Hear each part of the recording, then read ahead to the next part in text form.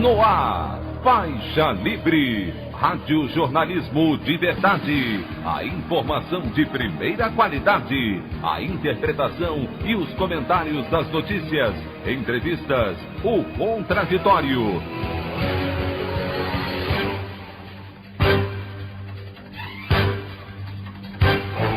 Tudo para aproximar você cada vez mais da realidade do Brasil e do mundo.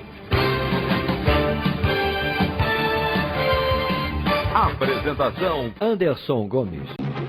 Procuradoria-Geral da República arquiva apuração preliminar relacionada a Jair Bolsonaro e seus filhos Flávio e Eduardo nas investigações que resultaram na remoção de contas ligadas ao PSL e a gabinetes da família nas redes sociais. Em sessão tumultuada, a Assembleia Legislativa do Rio de Janeiro escolhe 5 deputados que farão parte do Tribunal Misto que vai julgar cassação de mandato de Wilson Witzel. Justiça Federal do Rio de Janeiro suspende decisão do CONAMA que retirava a proteção de manguezais e restingas. Essas e outras notícias na edição desta quarta-feira, 30 de setembro do ano de 2020 do programa Faixa Livre.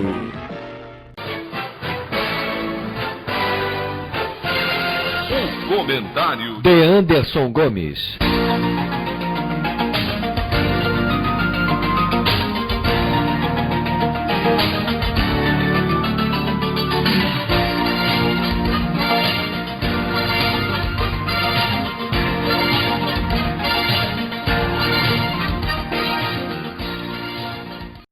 Bom dia, ouvintes. Como todos vocês sabem, as candidaturas para as eleições municipais no país estão autorizadas a fazer campanha desde o último domingo. No espaço editorial de hoje, eu gostaria de abordar 2 questões relativas ao pleito marcado para novembro. Primeiro, eu quero citar os candidatos que foram inscritos pelos partidos que concorrem à Prefeitura do Rio de Janeiro, que eu ainda não citei. São 14 os postulantes ao cargo aqui na capital do estado. São eles a deputada federal Benedita da Silva, pelo PT, a também deputada Clarissa Garotinho, pelo PROS, o bancário e professor universitário Ciro Garcia, pelo PSTU, o ex-presidente do Clube de Regatas do Flamengo, Eduardo Bandeira de Mello, pela Rede, o ex-prefeito do Rio, Eduardo Paes, pelo Democratas, o engenheiro e empresário Fred Luz, representando o Partido Novo, a ex-juíza Glória Heloísa, pelo PSC, partido do governador afastado do Rio de Janeiro, Wilson Witzel, o estudante Henrique Simonardi, do PCO, o deputado federal Luiz Lima, do PSL, e o atual prefeito Marcelo Crivella, pelo Republicanos, com a candidatura subjúdice devido à inelegibilidade imposta pelo Tribunal Regional Eleitoral na última semana. Também concorrem ao cargo máximo no Executivo Fluminense a deputada estadual Marta Rocha, pelo PDT, o vereador Paulo Messina, do MDB, que foi ex-secretário da Casa Civil na gestão de Crivella, mas se desentendeu com o prefeito e deixou o cargo, a deputada estadual Renata Souza, pelo PSOL, e a ativista social Suede Aidar, pelo PMB, que é o Partido da Mulher Brasileira. O destaque é para a falta de unidade dos partidos de centro-esquerda, algo que nós sempre criticamos aqui no programa. As legendas acabaram lançando, em sua maioria, candidaturas individuais. São 6 os postulantes ditos progressistas, o que certamente reforça a chance de não termos nenhum deles no segundo turno, ampliando o antagonismo entre Crivella e Paes, ainda que ambos estejam enrolados com a justiça e evidenciando a incapacidade tática e organizativa da nossa esquerda. Já em São Paulo, nós temos uma denúncia a fazer a respeito de uma tentativa de perseguição à candidatura do PSOL na capital paulista, que tem Guilherme Boulos como cabeça de chapa e Luísa Erundina como vice. Eu vou fazer a leitura da coluna do professor e doutor em História pela Universidade de São Paulo, Valério Arcari, publicada no site Esquerda Online, para que vocês entendam o episódio. O título do texto é Bolsonaro quer calar Boulos. A campanha eleitoral começou com um escândalo. A mão da Polícia Federal fez a ameaça, mas é Bolsonaro quem está por trás da ordem. É um aviso, mas ao mesmo tempo um ultimato. É uma advertência, mas ao mesmo tempo uma chantagem. A intimação da Polícia Federal para que Guilherme Boulos preste esclarecimentos sobre declarações críticas a Bolsonaro é um ataque às liberdades democráticas. Não tem precedente desde o fim da ditadura. Trata-se de um claro abuso de poder. É uma medida autoritária, absurda e também rigorosamente ilegal. Intimação é intimidação. A Polícia Federal não é ou não deveria ser uma polícia política. Mas o controle pessoal da Polícia Federal por Bolsonaro não é uma surpresa. Limitar ou cercear a liberdade da oposição é um passo a mais nas ameaças bonapartistas de subversão em câmara lenta do regime democrático. O alvo é a candidatura do PSOL, mas toda a esquerda está sendo atingida. Gilmar Tato, que é candidato pelo PT, já se pronunciou. Todas as lideranças da esquerda devem certamente fazê-lo. Mas os liberais não podem se calar desta vez. Qualquer democrata com um mínimo de compromisso com as liberdades tem que se pronunciar. O ataque a Boulos não vai calar a esquerda brasileira. Custe o que custar. Até o fim. A opinião do Faixa Livre. Bandeirantes, 1360. Estamos apresentando Faixa Livre. Voltamos a apresentar Faixa Livre. Estamos de volta, ouvintes, com o início da edição de hoje do programa Faixa Livre, que tem na sua produção a jornalista Celeste Sintra, auxiliada pela também jornalista Natália Moraes, tendo no comando do áudio o Francisco.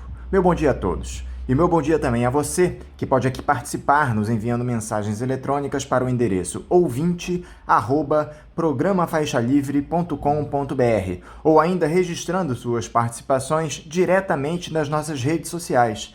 No Facebook, nossa página é o Programa Faixa Livre. No Twitter e no Instagram, para deixar o seu recado, basta seguir os perfis @PGMFaixaLivre.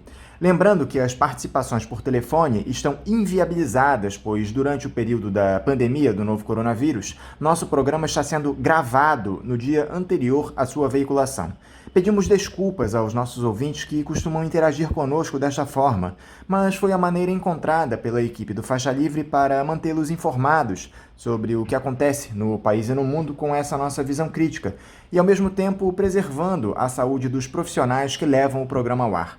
O Faixa Livre pode ser acompanhado também pelo nosso aplicativo para celulares com sistema operacional Android. O nome do aplicativo é Programa Faixa Livre. Os ouvintes também têm acesso à transmissão pelo nosso site, o www.programafaixalivre.com.br, ou pela página da Associação de Engenheiros da Petrobras, a AEPET, uma das nossas entidades patrocinadoras, no www.aepet.org.br.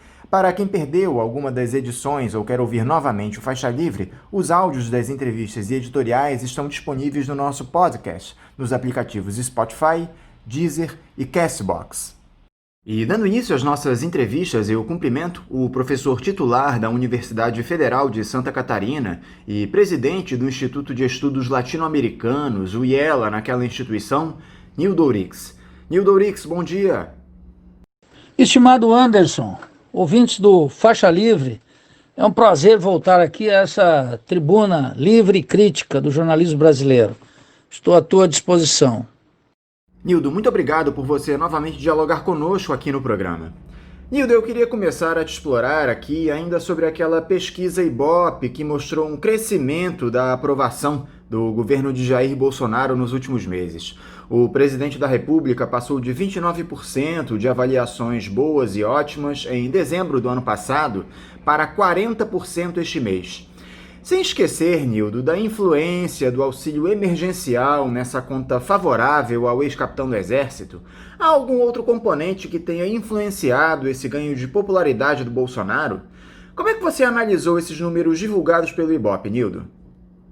Bem, Anderson, eu já discuti esse assunto parcialmente numa entrevista anterior aqui no Faixa Livre, razão pela qual provavelmente vou me repetir em 2 ou 3 aspectos, tentando abordar o que há de novo nessa, para alguns, inesperada elevação da taxa de aprovação do protofascista Bolsonaro. As circunstâncias atuais, para além do auxílio emergencial, estão marcadas por algo essencial que não pode ser desconsiderado: o fracasso histórico do liberalismo de esquerda no Brasil. Esse fracasso histórico está plasmado naturalmente na absoluta impotência de 13 anos de governo do PT em tratar o tema da miséria, da exploração, da violência, da falta de soberania, do raquitismo científico e tecnológico, da falta de controle sobre os recursos naturais, de não ter um projeto estratégico para o país que redimisse nossa história das marcas indeléveis do subdesenvolvimento e da dependência. Nunca tivemos nada, apenas um ensaio, um arremedo, muito mal feito, muito mal praticado, cuja essência estava dada pela permissão que uma coesão burguesa, controlada pela fração financeira e alimentada com indiscutível força pelo capital agrário, ou seja, aquilo que o Lula chamava o agronegócio, o capital comercial, que cresce num período de abertura da economia, centraliza e concentra capital, e o raquitismo e a cada vez mais desaparição da fração industrial, sob o comando, repito, das frações financeiras. Essa coesão burguesa governou de maneira plena durante os 13 anos de governos petistas, avançou durante o governo de Michel Temer e segue crescendo sob a batuta do ultraliberal Paulo Guedes. Esse fracasso histórico, que calou fundo na alma do nosso povo, uma frustração gigantesca que culminou com um impeachment em que Lula e Dilma e a direção toda do PT jamais ousou chamar o povo para derrotar aquilo que eles cinicamente denominam de golpe, que foi uma trama criada embaixo do nariz da presidente Dilma, com o beneplácito das frações parlamentares e com uma ingenuidade política que o nosso povo reprova agora. De tal maneira que aqueles 13 anos, Anderson, cobraram e vão cobrar ainda durante um médio prazo um custo muito grande para tudo que se chama de esquerda no Brasil. Essa é a raiz de fundo. É claro, na esteira disso, Bolsonaro e Paulo Guedes colocaram a força da crise, dessa violenta crise cíclica do capitalismo, que começou em 2019, em junho de 2019, lá no epicentro do imperialismo, que são os Estados Unidos. Essa crise tem uma voracidade completa e a coesão burguesa aproveitou a crise para colocar a crise em favor dos seus interesses. E aí começaram a redefinir o Estado, a economia, o jogo das classes, a política e a cultura. Estão nadando de braçada.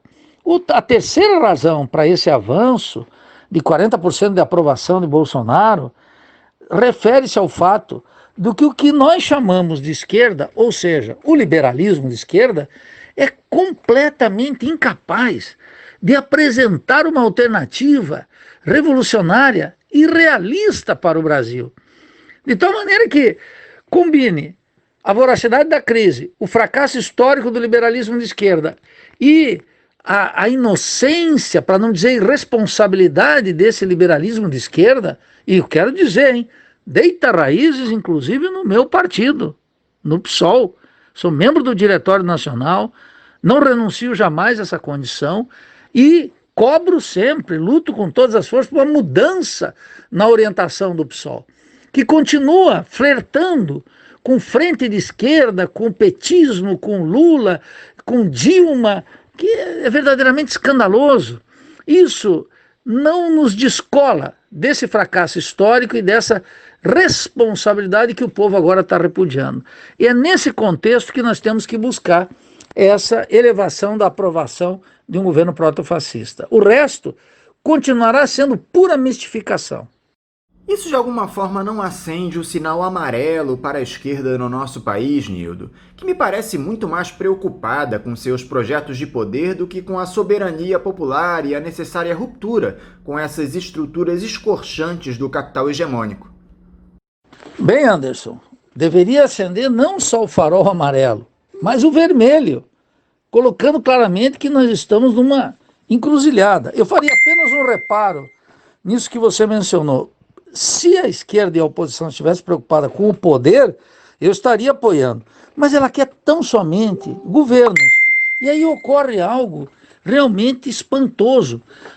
O liberalismo de esquerda no Brasil, encabeçado pelo PT, que está no PDT, que está no PSB e que está também no meu PSOL, não entendeu que a mudança na conjuntura latino-americana mundial, que já tinha ocorrido antes da crise, se acentuou com a crise, agora exige que para todo aquele que aspire ao governo, terá que ter um projeto de poder. E é isso, é essa a razão, Anderson, pela qual nós tematizamos no Brasil a Revolução Brasileira.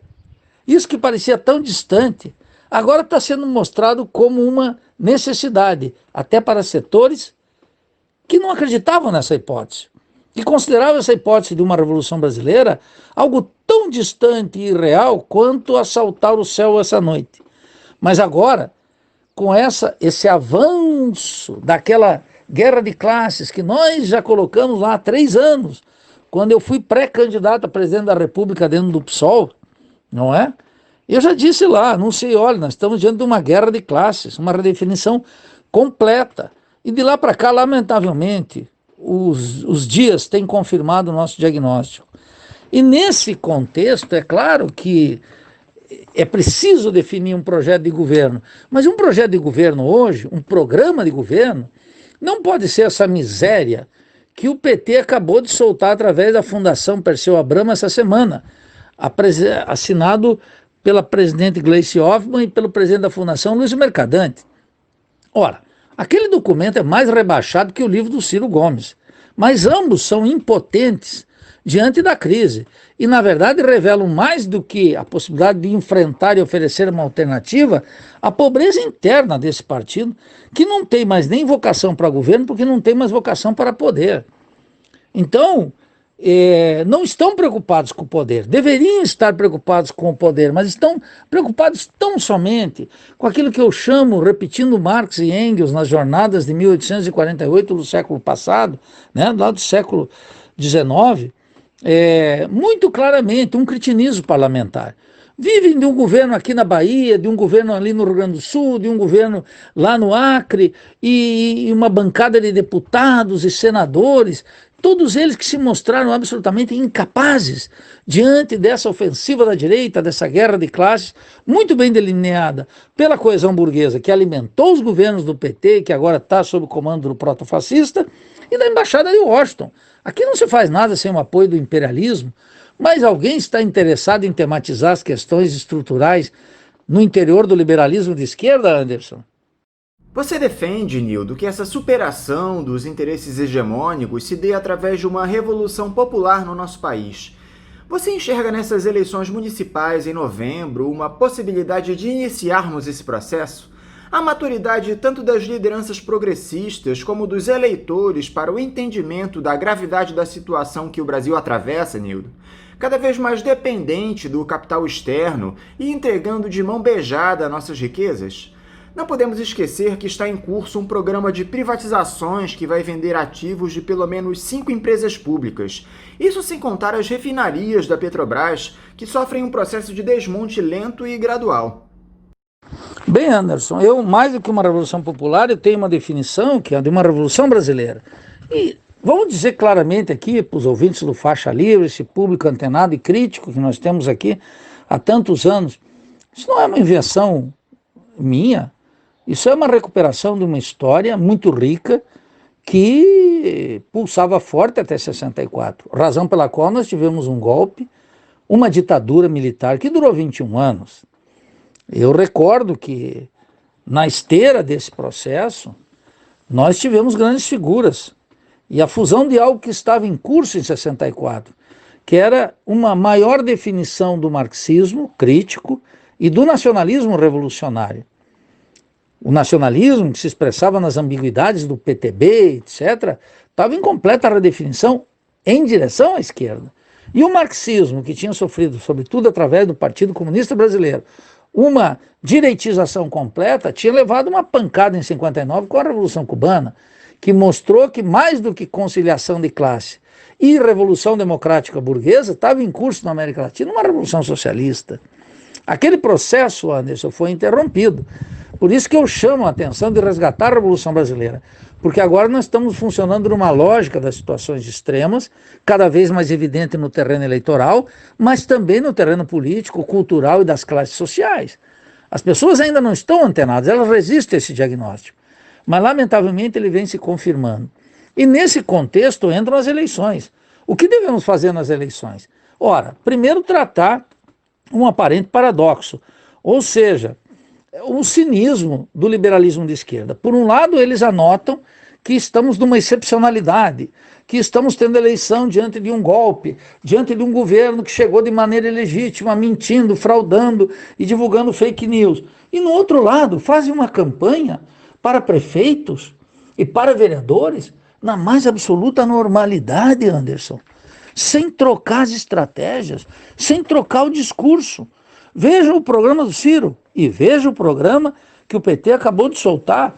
É meramente retórico a ideia de que nós estamos vivendo numa excepcionalidade. O resto, você pode ler esse programa em 2000, em 2005, em 2010, em 2015.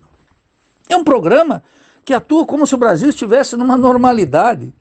Veja, tu acha que o povo vai aceitar isso? O povo vai dar uma surra eleitoral desse tipo de proposta, que mantém ambiguidades, que não muda a conduta, que não coloca os pontos centrais. Quais pontos centrais? O que nós devemos fazer? Lutar para aumentar a bancada de vereadores aí no Rio de Janeiro? Eu acho que sim, temos que fazê-lo. De que maneira? Ora, tocando nos pontos certos, essa ideia de que nós podemos administrar a cidade melhor que a burguesia, num contexto de crise, destruição do Estado e redefinição da economia, é verdadeiramente uma fraude, não é possível. Os nossos vereadores que se elegerem, aqueles populares com compromisso, que estiverem dizendo isso, estarão mentindo, não conseguirão fazer nada nas câmaras de vereadores.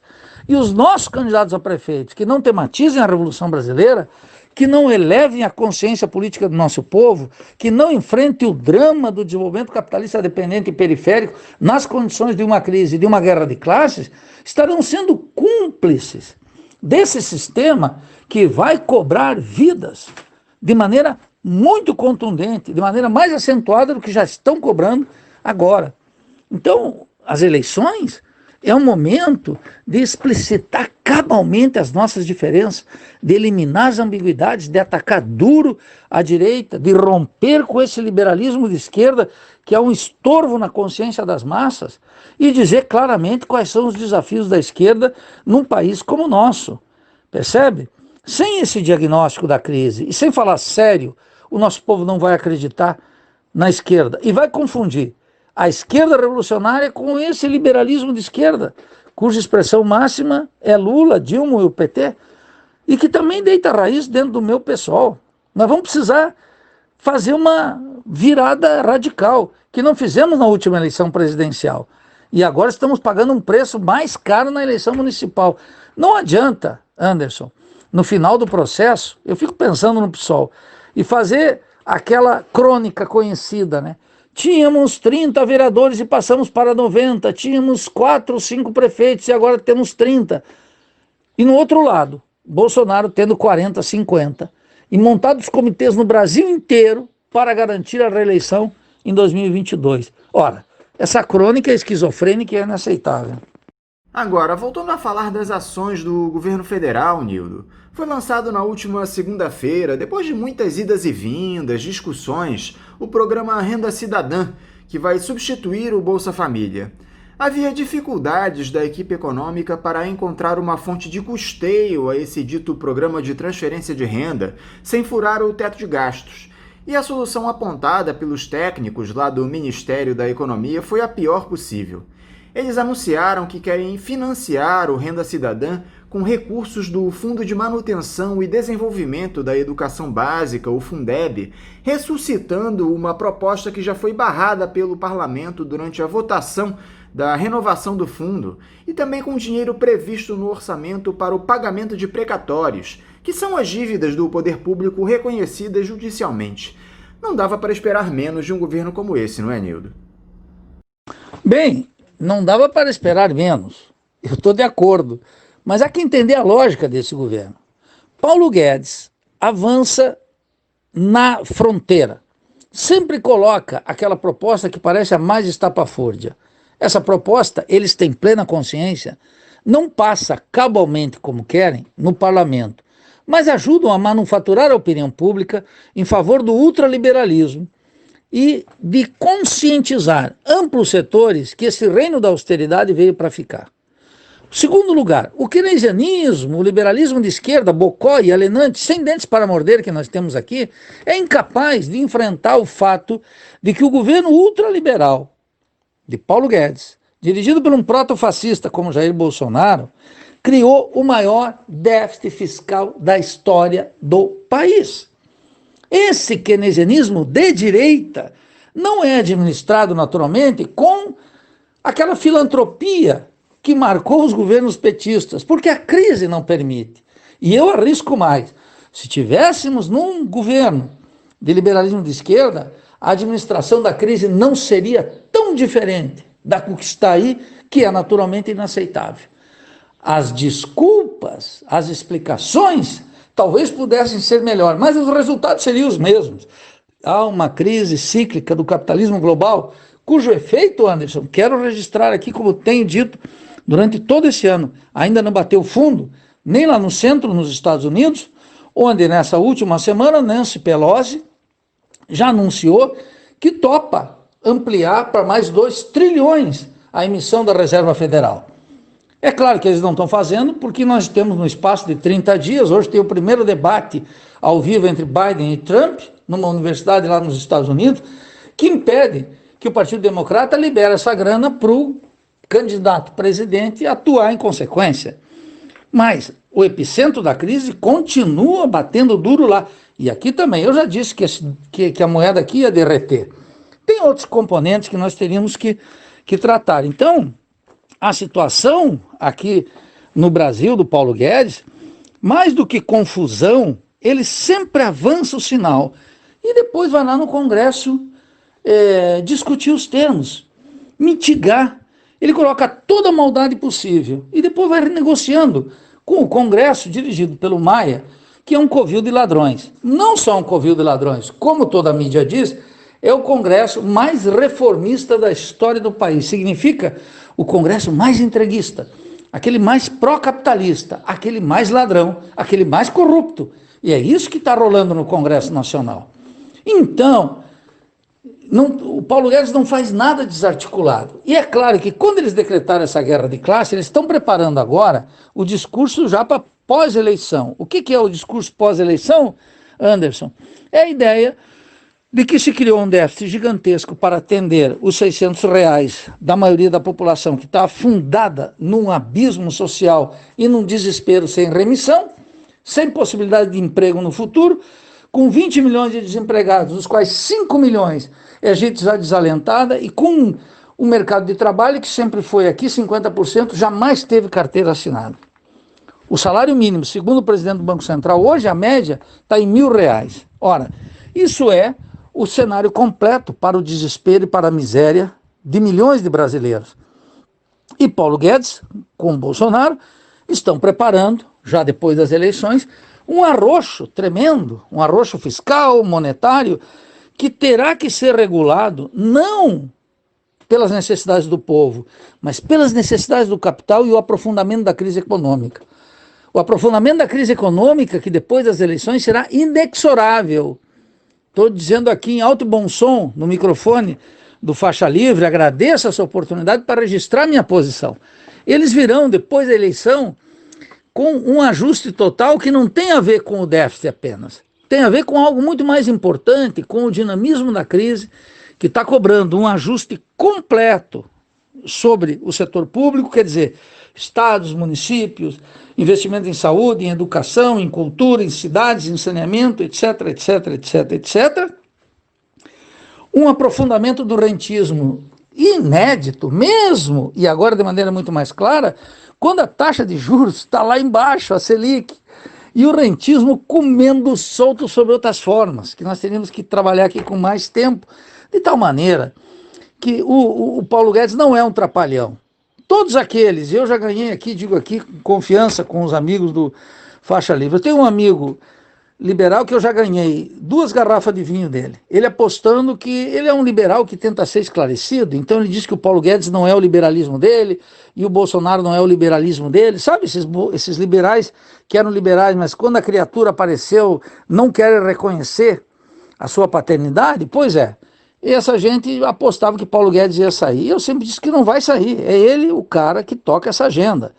Pode colocar aí Pércio Arida, André Lara Rezende, todos esses economistazinhos que viraram banqueiros, que não vai ter para ninguém. Paulo Guedes vai seguir enquanto esse programa for necessário. Tá na cara, Nildo, que o Congresso vai barrar essa proposta indecente da gestão Bolsonaro. Os próprios deputados e senadores já condenaram essas medidas do governo. Um dos líderes do Congresso, que não quis se identificar, classificou como calote a intenção de financiar o Renda Cidadã com recursos dos precatórios e que a utilização do dinheiro do Fundeb seria uma maneira encontrada pela União de furar o teto de gastos. Você vê alguma possibilidade, Nildo, de o governo conseguir superar essa resistência e aprovar a implantação desse programa assistencial nessas bases? Vale lembrar, Nildo, que o Renda Cidadã é a principal aposta do Bolsonaro visando sua reeleição em 2022. Bem, Anderson, eu estou de acordo com você, acabo de dizer, está na cara que o Congresso vai modificar. Agora, se está tão na cara, Paulo Guedes sabe disso. E Jair Bolsonaro, o protofascista, também sabe disso. É o que eu digo, eles adiantam a linha ofensiva e depois negociam um breve recuo. E dão a impressão de que as instituições estão funcionando maravilhosamente bem dentro de um sistema político apodrecido. O presidente, finalmente, respeita o Congresso. Não é assim que a liturgia republicana exige? Negocia. O Supremo determina, o presidente acata, o covil de ladrões também. As instituições todas estão funcionando. O sistema, não obstante, segue apodrecendo. E Bolsonaro acumulando força em todos os terrenos para implementar um regime de natureza policial quando a crise exigir. E se as classes subalternas colocarem seu hálito na cena política, dizendo não, dizendo basta, interrompendo essa farsa do liberalismo de esquerda e enfrentando o protofascista em função do desespero, da miséria, da exploração e da violência, a que estão sem remissão condenados. Agora, muito claramente, cada vez mais.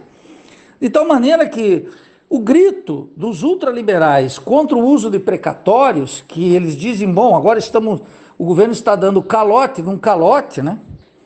É apenas um discurso retórico. Os ultraliberais no Brasil, gente como Gustavo Franco e essa gente, eles estão absolutamente satisfeitos. Eles fariam um pouquinho diferente, mas o rumo que eles estão propondo é exatamente esse que está aí. Pode haver uma administração liberal um pouquinho distinta para cá e para lá? Pode. O rumo, não obstante, está marcado.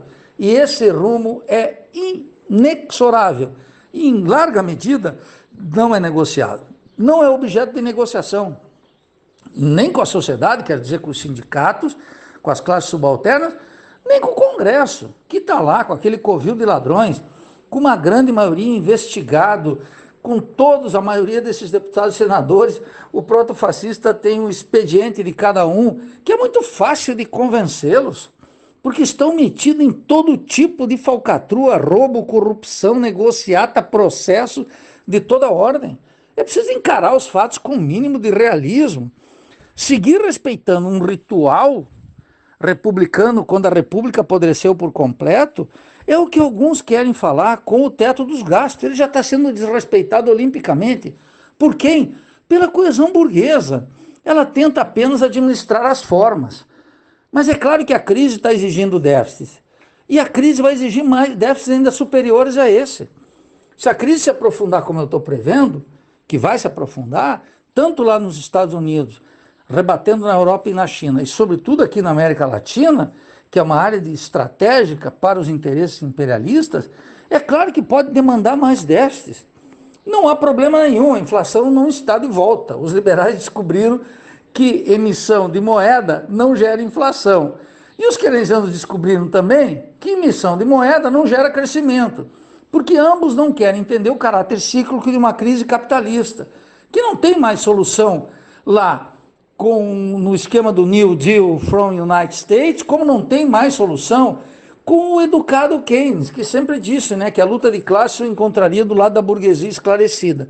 Só que tal coisa não existe. Uma burguesia esclarecida pode ser vista na França, na educada França, nos horrores da Comuna, e na Inglaterra, na pancadaria que comeu historicamente contra a classe trabalhadora, sejam com governos trabalhistas ou com governos conservadores. Então, Anderson, a questão está muito clara.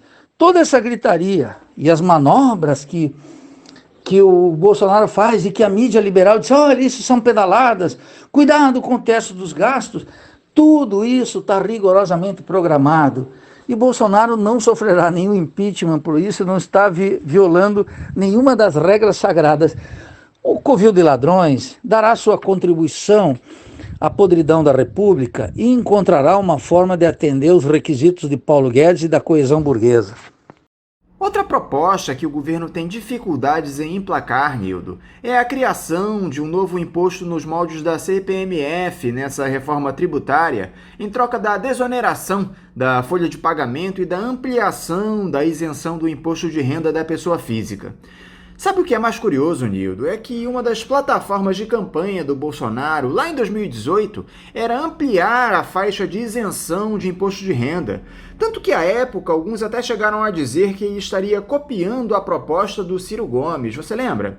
Agora ele condiciona a implementação da proposta à criação de um novo imposto. Bolsonaro deixa cada dia mais claro os interesses que ele defende no Palácio do Planalto. Ah, sem dúvida. Quer dizer, dificuldade é uma dificuldade aparente. E ele está mudando o discurso de campanha. Bem, isso foi assim com Fernando Henrique Cardoso no primeiro e no segundo mandato. Foi assim com Luiz Inácio Lula da Silva no primeiro e segundo mandato. Foi assim com Dilma Rousseff. E ficou tão escancarado com Dilma Rousseff que ela ganhou uma eleição com a Aécio e deu um estelionato eleitoral colocando Joaquim Levy na presidência no Ministério da Fazenda no segundo mandato. Razão pela qual, inclusive, perdeu base de apoio que favoreceu sua destituição. Então, você veja que mentir na eleição presidencial, as pessoas que estão me escutando não podem esquecer, né?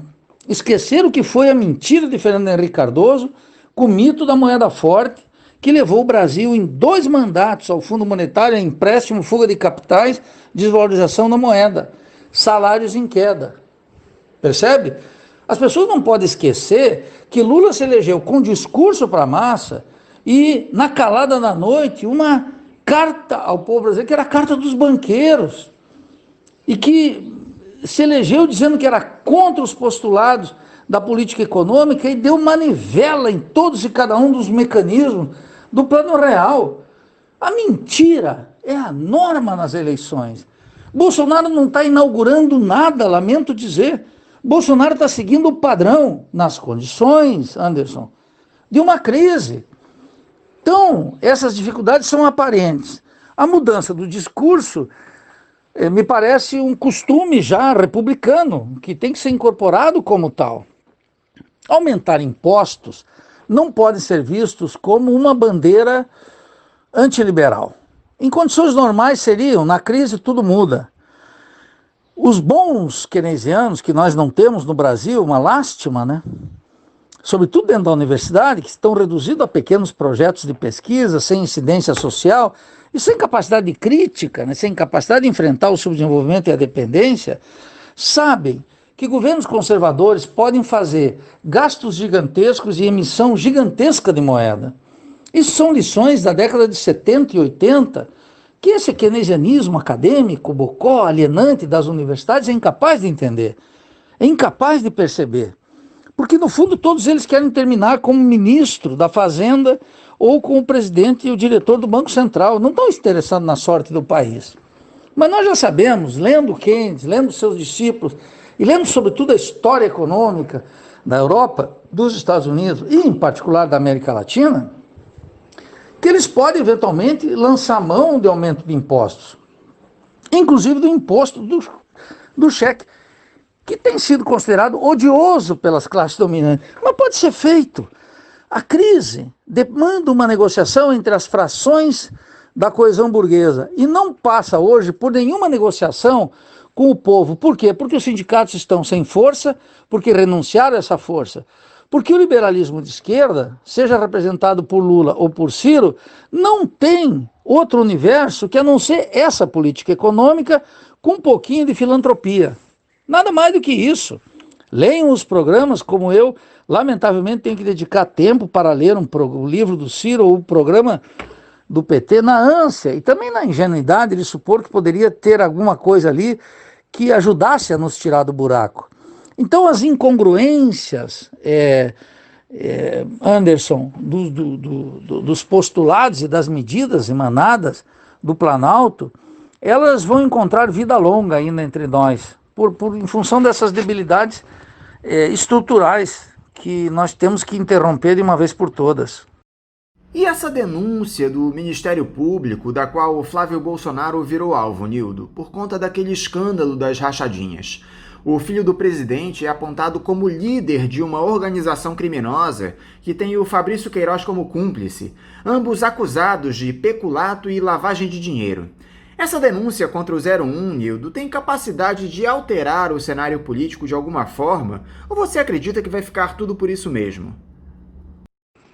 Bem, os indícios, Anderson, da família Bolsonaro, em especial de Flávio Bolsonaro, que entrou na cena política brasileira e do Rio de Janeiro como um pavão, e agora está feito uma galinha quase morta, andando de lado, sendo muito comedido nos seus comentários, de perfil muito baixo.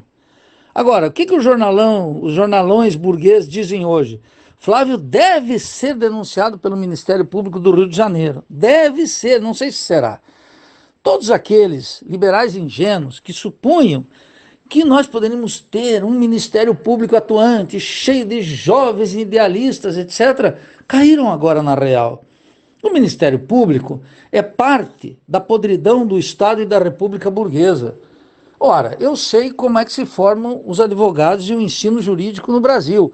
O ensino jurídico no Brasil é o ensino destinado à administração jurídica de uma república burguesa completamente apodrecida e exclusivista. Uma mesma república que é a expressão do subdesenvolvimento, da dependência e da ação do imperialismo aqui. Por isso, nós tivemos um ministro da Justiça, como Sérgio Moro, que visitava os Estados Unidos como eu visito minha avó. Era de uma frequência incrível. Um verdadeiro escândalo que deveria ser motivo de investigação do Ministério Público independente, mas a independência desse Ministério Público, ela é muito limitada. Ela é um faz de conta hoje, Anderson. Os indícios, e todos os indícios, alguns que até um aluno de direito do 2º ano de uma faculdade privada de 5ª categoria já teria que acionar Flávio Bolsonaro e já teria que ter levado as barras dos tribunais para que ele se explicasse, porque os indícios são muito eloquentes e a prisão do Queiroz e a denúncia do empresário aí do Rio e todas as indicações. Ora, se nós tivéssemos um Ministério Público com 2 moléculas de honestidade, transparência, independência, eles teriam que estar atuando. Então eu não vejo muita... Já está se passando muito tempo, né, Anderson? Para essa novela continuar assim. Nem vou falar do uso do Ministério Público federal e estadual nas ações das eleições, né? Aí no Rio de Janeiro, em especial. Mas essa é uma peça que está sendo usada no Brasil inteiro. Então eu estou de acordo com você. Isso teria que ter tido já uma ação. Mas tudo indica que o controle que Bolsonaro tem hoje da opinião pública e da maioria que nas condições de hoje, 29 de setembro, ele deve confirmar nas eleições, impede qualquer movida mais ousada, independente do Ministério Público. E, finalmente, Anderson, não posso deixar de citar aqui, essa é uma eleição que, em função da condição sanitária terrível que o Brasil vive, dos milhares de mortos que nós já acumulamos, indo aí talvez para 150, 170, 180 mil até a aplicação de alguma vacina, isso implica que nós vamos ter um perfil de eleição ordenado digitalmente, em que o poder econômico vai exercer uma força inédita e que a esquerda vai ter mais dificuldades do que nunca, e que o liberalismo de esquerda também vai naufragar. Então veja que nesse contexto as instituições da República e o Ministério Público não devem avançar nessa direção. Lamento, é um diagnóstico sombrio nesse sentido, mas tão sombrio, penso, quanto realista. Para encerrar, Nildo, como é que você observou essa antecipação da aposentadoria do ministro do Supremo Tribunal Federal, Celso de Mello, para o dia 13 de outubro, antes do julgamento da suspeição do ex-juiz Sérgio Moro no STF, dando a possibilidade de o Bolsonaro indicar um nome para uma corte tão dividida como é o Supremo? Você observa algum outro tipo de intenção nesse movimento do Celso de Mello, ou ele estaria mesmo apenas inclinado a se dedicar ao seu tratamento de saúde? Bem, Anderson, difícil supor o que passa pela cabeça do magistrado, mas tem escassa importância. Se ele tem uma ou outra intenção, isso agora é irrelevante. O fato decisivo é qual é a implicação do seu ato na política concreta. E nessas condições, é claro, veja, Bolsonaro continua atuando como uma figura antissistêmica. E esse caso da corte e da nomeação de um novo juiz ocorre nesse contexto. Qual é o problema aqui? Nas últimas eleições, esse liberalzinho de esquerda, que é o Fernando Haddad, o que ele dizia? Ele dizia que estava em defesa da democracia, que para os olhos da maioria do nosso povo, eu estou falando da maioria absoluta, significa a defesa dessa república apodrecida pela corrupção, pelo Estado como um comitê de negócios da burguesia, com o assalto do Estado e com a perda de direitos estruturais. Bom, é isso que significa. A defesa da democracia significa concretamente isso. Do outro lado estava Bolsonaro, atacando o Congresso Nacional, atacando a Corte Suprema, atacando a mídia e atacando a própria ação da presidência da República.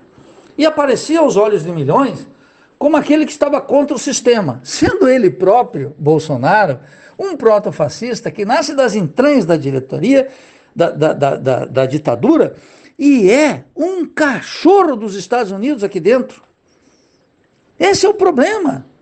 Essa equação, Anderson, não está desmontada, de tal maneira que o covil de ladrões, a Corte Suprema, a mídia, se comporta dentro do cercadinho que Bolsonaro estabelece. Esse cercadinho é funcional à crise, e a crise é funcional ao programa ultraliberal de Paulo Guedes, e ao propósito de um Estado policial, de alguma maneira, eu assemelho sempre com o regime colombiano, que o núcleo duro da classe dominante, mais a cabeça fascistoide do presidente da República, no fundo, almeja como horizonte político para todos nós. Então, nesse contexto, é claro que Bolsonaro vai indicar o novo membro da corte. O que Celso de Mello pensa fazer, ou deixará de fazer, estará movendo peças nesse contexto. E esse contexto é o contexto que favorece Bolsonaro em cada uma de suas ações. Veja que Bolsonaro parou de fazer as suas declarações estapafúrdias, parou de fazer aquelas suas declarações mais grotescas. E o que aconteceu? Tirou uma agenda do liberalismo de esquerda, que gostava de pontificar sobre aquilo que é caricato, mas não sobre aquilo que é essencial. Veja o absurdo que o presidente disse na ONU. Veja o absurdo que o presidente disse sobre a cloroquina. Veja o absurdo que o presidente disse sobre a comunidade gay. Veja o absurdo que o presidente disse sobre as mulheres. Todas essas questões, Bolsonaro ficou um expert em atrair atenção pública, em confinar o liberalismo de esquerda nessas bandeiras e levar a maioria do povo para o seu lado. Esse jogo, Anderson, não está desmontado. As eleições que se avizinham, o comportamento da mídia, a troca de ministro do Supremo, a montagem do comitê eleitoral para 2022, o avanço de cada uma das reformas tocadas por Paulo Guedes e o desastre econômico que nós estamos sofrendo, tudo é funcional para Bolsonaro. Cada uma dessas medidas. Veja, eu não estou dizendo que isso significa que ele vencerá inexoravelmente. Eu estou dizendo que todas as condições favorecem ele, porque ele navega na crise com expertise. Ele sabe como navegar na crise. Quem não sabe como navegar na crise é o liberalismo de esquerda, que continua acreditando na importância da instituição como um Congresso Nacional bicameral horroroso, uma imitação barata e vulgar dos Estados Unidos, que nós teríamos que extirpar, fazer um Congresso unicameral, acabar com a figura do Senado, percebe?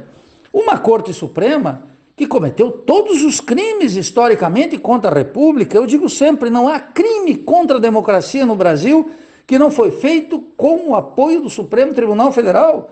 Do golpe de 64, a renúncia de Janot, tudo que você quiser, tudo que você somar aí, as privatizações agora, o que você pensar, exceto na pauta dos costumes. Aí aparece um juizinho mais simpático, mais educado, mais cheio de manias, para aparecer de bem com a opinião pública. Dão uma butinada aqui no Bolsonaro, numa questão lateral, e fecham nas questões essenciais do estado da economia, da política e da cultura. Então, nós não podemos aceitar que esse Supremo Tribunal Federal seja o Supremo Tribunal Federal que possa um dia respeitar a lei no Brasil. Veja, a minha crítica à República apodrecida implica também na crítica ao Supremo Tribunal Federal, que é um órgão detestável do ponto de vista das decisões de um país soberano. Eu não sei como, de onde o liberalismo de esquerda, Lula, Dilma, Haddad, Ciro, todos eles respeitam o Supremo, respeitam o Congresso. Essa é a grande armadilha, Anderson. Então, nós estamos efetivamente numa grande enrascada. Aquele cenário que levou um deputado de quinta categoria, um militar degradado, chegar à presidência da República, sem passar pelos debates, com o tema da facada, com tudo que você imaginar, aquele cenário continua vigente. E enquanto não desarmarmos essa trama, que implica em ter uma esquerda revolucionária no Brasil, uma esquerda que pelo menos, revolucionária, não estou propondo armar o povo, fazer uma guerrilha urbana aí na Rocinha, no Complexo do Alemão. Eu estou falando de uma coisa séria, não uma caricatura, não uma queimação de filme. Eu estou falando de ter um diagnóstico concreto da crise da República, que é uma crise inédita. Eu não uso essa palavra crise de maneira vulgar. Essa crise é gigantesca e não encontra mais solução dentro da ordem. Portanto, a esquerda aqui terá que ter um projeto de poder para poder sustentar o governo. E terá que ter uma atuação dentro da ordem, dirigida contra a ordem, contra seus fundamentos, se quiser ter algum futuro, alguma serventia para o povo. Caso contrário, vai se impor entre nós um conservadorismo de massas que pode ter vida longa. E que inclui uma vertente ultradireitista com Bolsonaro e um liberalismo de esquerda. Essa é a tragédia. Não é fácil, não está nada definido, mas nós temos que pintar o quadro, Anderson, com o rigor que o momento exige. Nildo Ourix, muito obrigado por mais uma vez você dialogar conosco aqui no programa. Eu desejo a você um ótimo dia de trabalho e um forte abraço. Anderson, como sempre é um privilégio participar do Faixa Livre, um programa qual que eu tenho um imenso carinho, um grande apreço por todos os que historicamente estiveram na frente desse projeto, que é um projeto extraordinário. Vida longa para o Faixa Livre, um grande abraço para você, a toda a equipe, espero em breve que a gente possa se encontrar aí no Rio de Janeiro. Conversamos aqui com o professor titular da Universidade Federal de Santa Catarina e presidente do Instituto de Estudos Latino-Americanos, o IELA, naquela instituição, Nildo Ourix. Dentro desse processo de transição que vem ocorrendo no programa nos últimos tempos, Os ouvintes que desejam ajudar a manter o Faixa Livre no ar devem passar a fazer as suas contribuições na conta em nome da Associação de Funcionários do BNDES, a AFBNDES, cuja agência é a do Banco Itaú, de número 1964, conta corrente 03004, dígito 1. Repetindo, Banco Itaú, agência 1964, conta corrente 03004, dígito 1. O CNPJ da AFBNDES para a realização dos depósitos de quem não é cliente do referido banco é o 33984-550-0001-41. Repetindo, o CNPJ da AFBNDES é o 33984-550-0001-41. Lembrando que todos os recursos depositados nesta conta são destinados exclusivamente ao financiamento dos custos do Faixa Livre. Para quem não conseguir anotar as informações referentes à conta, elas estão disponíveis no nosso site, o www.programafaixalivre.com.br, e nas nossas redes sociais, no Facebook, Twitter e Instagram. É importante lembrar que os ouvintes que têm depósitos agendados para a antiga conta da AEPET devem fazer a mudança do agendamento no seu respectivo banco. Repetindo mais uma vez a conta da AFBNDES do Banco Itaú, agência 1964, conta corrente 03004, dígito 1. Vamos agora ao nosso primeiro intervalo. Voltaremos já já. Voltamos a apresentar Faixa Livre. Já voltamos, ouvintes, e agora eu saúdo o presidente da Central Única dos Trabalhadores do Distrito Federal, a CUT, Rodrigo Rodrigues. Rodrigo Rodrigues, bom dia. Bom dia, muito obrigado por poder estar aqui mais uma vez no programa Faixa Livre, para a gente poder conversar com todos os ouvintes. Agradeço o convite. Rodrigo, muito obrigado por mais uma vez conversar conosco aqui no programa. Rodrigo, o governo federal segue em sua cruzada contra os interesses da maioria da nossa população e tenta se utilizar de diversos artifícios para tentar enganar o povo. Exemplo disso é essa proposta do Renda Cidadã, programa assistencialista / eleitoreiro que o Bolsonaro quer implementar para substituir o Bolsa Família. Só que a equipe econômica do governo quer utilizar recursos do Fundeb para financiar essa proposta e também dos precatórios, que são as dívidas da União reconhecidas pela Justiça. Como é que vocês da CUT observaram essa proposta do governo do ex-capitão do Exército, enviada ao Congresso, que objetiva tirar dinheiro da educação para entregar à população pobre, visando conseguir popularidade e votos nas eleições presidenciais de 2022? É um completo absurdo tirar dinheiro do Fundeb para poder fazer política assistencialista. A gente acredita que é importante que o Estado tenha uma política de distribuição de renda. E o Bolsa Família foi criado nesse sentido, fazer uma justa distribuição de renda a quem vive na miséria. Mas há um objetivo nisso e há todo um conceito social e há todo um caminho através da assistência social que precisa ser trilhado para se chegar dentro do recebimento de um auxílio como o Bolsa Família. E o alvo, o objetivo final, é que a pessoa deixe de precisar desse tipo de renda, né? O que não parece ser o objetivo do Renda Cidadã. Aliás, o governo Bolsonaro destrói todo o sistema de assistência social, destrói o SUAS, assim como também destrói o SUS e todo o serviço público, mas destrói a assistência social, que seria responsável por detectar as famílias que são necessitadas, aquelas que precisam, acompanhar o desenvolvimento dessa família, quais são os problemas que colocam a família na miséria. Tudo isso está deixado de lado na proposta do Renda Cidadã. E pior ainda, quer tirar dinheiro da educação, do Fundeb, que foi tão arduamente aprovado, com muita luta das entidades que representam a educação, que representam os trabalhadores na educação. Então, seria um absurdo, mas essa é a linha do governo Bolsonaro, é esvaziar a educação, esvaziar o serviço público real de prestação para a população e fazer proselitismo eleitoreiro com distribuição de renda, mas sem nenhuma preocupação com assistência social. Na verdade, é a mais direta compra de votos que está se fazendo.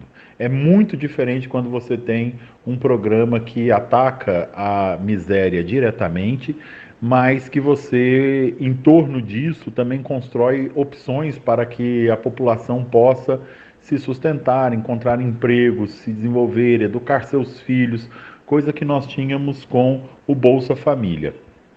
Só que há resistência, tanto dos sindicatos como da sociedade civil em geral, a essas medidas deletérias do Palácio do Planalto, Rodrigo. Hoje serão realizadas em todo o país manifestações contra a reforma administrativa que já está tramitando no Congresso em uma iniciativa do Fórum Nacional em Defesa dos Servidores Públicos Federais, o FONASEF. Eu gostaria que você falasse aqui para os nossos ouvintes, Rodrigo, como se darão esses atos, como vocês da CUT vão participar deles. Parece que haverá eventos presenciais e virtuais, não é isso? Hoje, dia 30 de setembro, é o Dia Nacional de Luta e Defesa do Serviço Público. Nós estamos tendo manifestações em todo o Brasil, em várias cidades, em várias capitais, e é um dia exatamente para isso, para refletirmos e demarcarmos a necessidade de fazermos a defesa da prestação do serviço público, a defesa do Estado brasileiro como prestador de serviços à população e do servidor como um trabalhador que é quem executa esse tipo de trabalho. Então, a CUT está organizando, junto com várias outras entidades, e discutindo esse dia como um dia de fazermos esse debate tão importante para a sociedade brasileira, que é a defesa do Estado e da prestação do serviço público. Como você falou, nós temos atos virtuais e presenciais acontecendo. Cada região, cada local está decidindo como faz melhor. Vivemos um momento de pandemia em que todos os cuidados se fazem necessários e que a gente precisa levar em consideração os cuidados com a saúde e com a vida das pessoas. Então, em locais que estão mais complicados, o contágio ele tem sido maior, as pessoas estão fazendo atos virtuais. Em outros locais, estamos fazendo atos presenciais, e esses atos presenciais mesmo são com muito cuidado, com poucas pessoas, evitando a aglomeração. Aqui em Brasília mesmo o ato é presencial. Estamos na esplanada dos ministérios, com faixas, vários sindicatos que representam os diversos servidores públicos, tanto federal quanto local aqui do DF, também servidores do judiciário. Então, aqui em Brasília, como é um centro administrativo do serviço público, concentra uma variedade muito grande de servidores e uma diversidade muito grande de categorias dos mais diversos tipos de serviços públicos prestados. Nós decidimos fazer um ato presencial na esplanada dos ministérios, ali no gramado de frente ao Congresso Nacional, levando as faixas de todas as entidades que representam os servidores públicos e outras entidades que estão juntos nessa luta contra a destruição do Estado. Então, nós estamos nesse Dia Nacional de Luta demarcando a nossa posição contra a reforma administrativa do Bolsonaro, contra a tentativa de vender as empresas públicas, contra a tentativa de desconfigurar a forma correta de se prestar o serviço público, como a gente falou recentemente da educação, tentando desviar recursos do Fundeb para poder fazer programa de assistência social sem o devido acompanhamento. E como anda a mobilização do serviço público nesse combate à reforma administrativa, Rodrigo? Você acredita que há disposição de luta dos trabalhadores para combater essa proposta? É possível convencer deputados e senadores de que essa reforma fere de morte o serviço público do nosso país? Olha, eu acredito que a mobilização na defesa do serviço público ela não pode ser apenas do servidor. ela não pode ser apenas dos trabalhadores do próprio serviço público. Porque o que nós estamos falando é de um ataque direto à própria prestação do serviço ao público. Então, toda a sociedade, toda a população, toda a classe trabalhadora precisa se levantar na defesa do serviço público e da boa prestação do serviço público. O que chamam de privilégios do servidor da ponta, o que chamam de privilégios que o servidor tem, como, por exemplo, a estabilidade do emprego, é, na verdade, uma garantia de que ele vai prestar o serviço correto, conforme as leis, conforme aquilo que está estabelecido, sem sofrer a pressão e os interesses políticos do mandatário de plantão. Então, nós precisamos ter essa garantia. Eu sou professor, por exemplo, sou professor do Distrito Federal e eu tenho a garantia de que eu vou entrar em sala de aula e dar a aula da minha matéria para a qual eu fui concursado, fiz uma faculdade, me formei e posso entrar lá e ensinar os alunos a matéria da forma adequada. E não me submeter a interesses de quem está de plantão no Ministério da Educação ou no governo federal. Esse não é o papel do governante. O governante é eleito para exercer políticas públicas, mas ele não pode interferir na prestação direta do serviço. Então, imaginemos aqui que nós tenhamos que subverter uma série de conhecimentos acumulados ao longo da nossa história e do nosso processo evolutivo enquanto sociedade, para atender aos interesses de quem está de plantão. De repente, eu vou ter que começar a ensinar que a Terra é plana, que a história do mundo tem só 6.000 anos de idade. De repente, eu vou ter que começar a explicar criacionismo como se fosse teoria científica. Então, esse tipo de coisas, contra esse tipo de coisas, é que eu estou resguardado na minha estabilidade. Eu vou entrar na sala de aula e vou ensinar aquilo que é correto ser ensinado numa escola. Tem nada a ver com as escolhas religiosas, com as crenças que as pessoas exercem. E a escola não é o local para reprodução disso, exceto as próprias escolas confessionais. Mas nesse sentido, a gente está falando de escola pública, aquela que é prestada a toda a população. Então, a boa prestação do serviço público, ela depende dessa estabilidade. Temos um outro exemplo mais radical ainda, que foi aquele fiscal do IBAMA, que multou o Bolsonaro porque ele foi pescar numa reserva.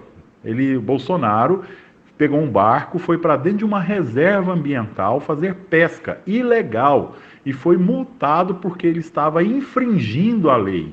Quando ele foi eleito, esse fiscal, que exerceu o seu papel como agente público, ele foi perseguido, ele perdeu o seu cargo que ele tinha, ele foi transferido de setor e ele só não foi demitido do serviço público porque ele tem estabilidade. Mesmo assim, quiseram fazer com que ele demitisse. Imagine se a gente agora, com essa reforma administrativa, acaba com um dos pilares da boa prestação do serviço público, que é a estabilidade do servidor. Significa que os servidores passarão a depender da boa vontade do mandatário de plantão. Isso sem contar que entra governo, sai governo, pode-se demitir todo mundo que está ali e recontratar outras pessoas. E não estamos falando daqueles cargos de confiança, que são aqueles cargos de assessoramento político. Esse sim tem que ser de livre indicação de quem está governando. Os ministros têm, os prefeitos têm, deputados e senadores têm, pessoas que são cargos de confiança, são aqueles que assessoram a política do governante ou do parlamentar. Mas estes não podem ser confundidos com quem está na ponta, dando continuidade ao longo de anos, décadas de políticas públicas que são de atendimento direto à população, que é o caso de hospitais, que é o caso de escolas, que é o caso de postos do INSS, que é o caso de institutos de fiscalização ou institutos de execução de políticas públicas educacionais. Então, todos esses agentes públicos, eles dependem de uma garantia de que prestarão um serviço ao público e não a quem é o mandatário de plantão. Por isso que eu digo que a mobilização, ela não pode ser apenas do servidor público. Não pode ser apenas o servidor público defendendo o interesse, ou suposto interesse pessoal. Não é interesse pessoal do servidor. É claro que eu, como trabalhador do serviço público, quero ter garantia de poder trabalhar adequadamente. Eu tenho interesse direto nisso. Mas eu tenho um interesse maior, que é um interesse social, que é um interesse do bem público, que é um interesse da boa prestação do serviço à população. E aí, uma outra falácia que se diz da reforma administrativa, que deveria acabar com privilégios dos servidores, não ataca os verdadeiros privilegiados do Estado. Aqueles que recebem do Estado brasileiro altíssimos salários, salários que nós vimos ultrapassar 30 mil reais, e ainda soma-se uma série de penduricalhos, como auxílio moradia, auxílio paletó, auxílio isso, auxílio aquilo, que pode fazer com que a pessoa receba 50, 60, às vezes 70 mil por mês do Estado, o que inclusive é ilegal. Estamos falando de juízes, estamos falando do oficialato das Forças Armadas, estamos falando de parlamentares, que eu nem vou considerar como servidores públicos, porque estão ali momentaneamente eleitos, mas que detêm um número enorme de privilégios. Para você ter uma ideia, todo parlamentar, quando eleito, que chega aqui em Brasília, na Câmara Federal ou no Senado, recebe de imediato 30 mil reais para poder executar a sua mudança para a cidade. Além disso, ainda recebe um auxílio moradia e ainda mantém passagens para poder voltar. Ora, se Brasília é uma estada provisória, por que ele recebe um auxílio mudança, depois uma série de outros auxílios? Por que juízes acumulam auxílio moradia? Nós vimos um caso recente de 2 magistrados que são casados, uma juíza e um juiz, e os dois moram na mesma casa, uma residência própria comprada pelos dois, e os dois juntos recebem cada um o seu auxílio moradia. É gritante isso. Mas nós estamos atacando quem? O servidor da ponta, aquele que é o responsável pela execução direta da prestação do serviço à população. Então, na verdade, não é uma reforma administrativa, não é um combate de privilégios. O que se está fazendo é uma destruição do Estado brasileiro, é uma dilapidação do próprio Estado brasileiro para poder colocá-lo a serviço de interesses específicos de quem está de plantão no poder neste momento. Portanto, volto a falar, não dá para ser uma mobilização apenas dos servidores públicos. Tem que ser uma mobilização de toda a sociedade. E temos que aproveitar o momento eleitoral para pressionarmos candidatos a prefeitos e vereadores que são a base de deputados e senadores para que eles sejam contra essa reforma administrativa, porque ela vai atingir todos os níveis de prestação de serviço, da esfera federal até a municipal. Portanto, acho que nós temos que redobrar os nossos esforços. O ato de hoje, inclusive, tem essa intenção, que é o de fazer um grito de alerta, mas que tem que ser um trabalho constante e permanente de discussão com a sociedade, com a população, de esclarecimento de todos os trabalhadores e trabalhadoras, chegando até aqueles que votarão, que são os parlamentares lá da Câmara e do Senado. Agora, essa não é a única iniciativa contra o governo de Jair Bolsonaro, Rodrigo. No próximo dia 3, o Comitê de Luta já agendou manifestações tanto virtuais como presenciais para combater esse programa de privatizações do governo, que pretende entregar aos interesses da iniciativa privada 5 das nossas estatais até o fim do ano. Vocês da CUT também estão participando da organização desse ato, Rodrigo. Quais entidades vão participar das manifestações? E qual é a expectativa dos sindicatos? Olha, o dia 3 é outro desses dias que nós estamos organizando coletivamente, claro que a CUT está participando. Ele é um dia de defesa da soberania nacional. E nesse dia nós precisamos dialogar sobre a importância de defendermos as empresas públicas do nosso país, porque estão sob enorme ameaça de privatização, mais uma vez com um discurso falacioso de que o que é público não presta um bom serviço, e querendo colocar empresas que são altamente lucrativas na mão dos interesses do mercado financeiro ou do grande capital. Tivemos agora recentemente a os trabalhadores dos Correios em greve.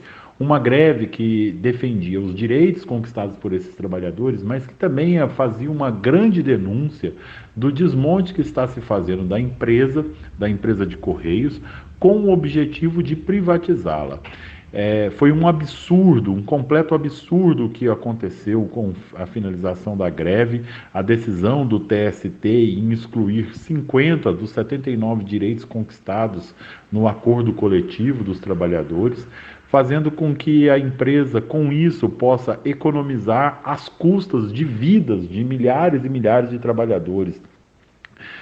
Possa fazer com que a situação de trabalho seja muito precarizada, e especialmente para as mulheres. Imagine que a decisão do TST abre a possibilidade de que mulheres que estejam grávidas de 8, 9 meses continuem trabalhando como carteiras na rua, carregando bolsa pesada para fazer entrega de correspondência e mercadoria. Imagine que a situação da decisão do TST colocou mães que possuem filhos com algum tipo de deficiência sem condições de prestar assistência a esses filhos, que era uma conquista da categoria, além de ter retirado uma série de outros direitos e a empresa, inclusive, se negar a fazer políticas de combate a discriminações raciais e até mesmo de orientação sexual. Então, o que nós estamos assistindo é uma destruição das empresas públicas e precisamos fazer o correto discurso quanto a isso e fazermos essa disputa, porque as empresas públicas, elas são fundamentais para a soberania brasileira. Uma empresa como a de Correios, que eu estou aqui falando, ela é fundamental para uma logística de distribuição daquilo que interessa ao Brasil. E não estamos falando de cartas, não estamos falando apenas de encomendas, que é o que o capital olha, que é o crescimento do comércio eletrônico faz com que o capital olhe para a logística dos Correios como uma possibilidade de entregar produtos vendidos pela internet. Mas não é para isso que os Correios servem. E as eleições brasileiras, por exemplo, só podem ocorrer como ocorrem porque os Correios atuam com o seu sistema de logística. Vacinas, por exemplo, quando descobrimos uma vacina para o coronavírus, ele só poderá ser aplicada se os Correios levarem para todos os municípios. Em vários municípios, inclusive, os Correios o único correspondente bancário que existe, não tem nenhum outro banco. Então, a logística da empresa de Correios é o que interessa ao capital, mas não a prestação do serviço público que essa empresa faz. Então, a defesa dos Correios, quando a gente fala, é a defesa do Brasil, é nesse sentido, é defender uma logística que funciona em prol da população brasileira. Da mesma forma, temos que defender a Petrobras, que é responsável por gerar enorme riqueza na exploração do pré-sal e que vem sendo dilapidada, destruída, dividida e vendida aos poucos para que atenda a interesses de especulação financeira, capitalista de empresas estrangeiras. Da mesma forma, temos que defender o Banco do Brasil e a Caixa Econômica como bancos públicos, porque muitas políticas públicas de fomento de crédito só são possíveis através de bancos públicos. Imagine o que seria do sistema habitacional brasileiro, da possibilidade de trabalhadores acessarem o direito a ter uma residência própria, uma casa própria, se não tivéssemos um banco como a Caixa Econômica, que é público. Você acha que os bancos privados iriam investir em empréstimos de longuíssimo prazo, com juros pequenos, como faz a Caixa Econômica? Acho muito difícil. Portanto, nós estamos aqui nesse dia 3 construindo um ato em defesa da soberania nacional. A soberania nacional contra a destruição das empresas públicas, contra a entrega delas ao interesse do capital internacional, da especulação financeira, porque o que é público não pode estar colocado para a especulação financeira, mas tem que estar revertido para a boa prestação do serviço público e a regulação de um serviço de atendimento aos interesses da população brasileira. Então, nesse sentido, toda a nossa organização, seja contra a reforma administrativa ou seja contra as privatizações, ela diz respeito à soberania nacional e diz respeito à boa prestação de serviço público à população brasileira. Rodrigo Rodrigues, muito obrigado por mais uma vez você dialogar aqui conosco no programa. Eu te desejo um ótimo dia de trabalho e mando meu abraço.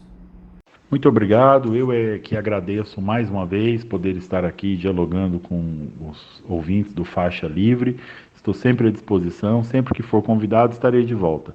Um bom dia de trabalho para você e para todo mundo que está nos ouvindo também. Conversamos aqui com o presidente da Central Única dos Trabalhadores do Distrito Federal, a CUT, Rodrigo Rodrigues. Bom, nós tínhamos agendado uma entrevista aqui com o presidente da Associação de Funcionários do BNDES, a AFBNDES, o Arthur Koblitz. Eles estão lá em negociação do acordo coletivo de trabalho, uma negociação muito complicada. Até mesmo o Tribunal Superior do Trabalho foi envolvido nessa história. E o Arthur Koblitz foi orientado por advogados para não falar com a imprensa neste momento, para não criar animosidades e privilegiar a negociação que está sendo mediada pelo Tribunal Superior do Trabalho. Mas ele nos enviou uma nota de apoio e solidariedade à FBNDES, divulgada pela ARCA, que é a Articulação das Carreiras Públicas pelo Desenvolvimento Sustentável, e eu vou fazer a leitura dessa nota aqui para vocês ouvintes. Diz o texto: esta nota se destina a prestar solidariedade e apoio incondicional aos funcionários do sistema BNDES e colegas da AFBNDES, Associação dos Funcionários do BNDES, envoltos numa crise interna entre diretoria e técnicos da Casa acerca dos termos de renovação do Acordo Coletivo de Trabalho de 2020. Independentemente do mérito dos termos que estão sendo negociados, reivindicados, o fato lamentável a ser destacado é que, pela primeira vez desde a redemocratização brasileira, na década de 1980, a atual diretoria do banco tergiversa sobre os termos do acordo coletivo e age para cercear ou mesmo inviabilizar a organização e a atuação coletiva dos funcionários por meio da AFBNDES, instância legítima e qualificada para tais negociações. Mesmo se a democracia brasileira não estivesse sendo posta à prova, o cenário para os próximos 20 ou 30 anos já seria suficientemente desafiador. Estamos vivendo, em âmbito global, uma série de tendências que independem da vontade de países e governos nacionais, mas que afetarão a forma de inserção de todos eles e do Brasil no cenário internacional. Está em curso um movimento de hiperconcentração econômica que se dá, preponderantemente, junto aos países centrais, como os Estados Unidos, a Alemanha e a China, que desponta como nova e poderosa potência. Essa concentração ocorre no nível das empresas transnacionais e o Brasil não está neste rol de países hegemônicos. Esse processo está ampliando a assimetria existente entre os países ricos, medianos e pobres, agravando a hierarquização de poder em escala mundial.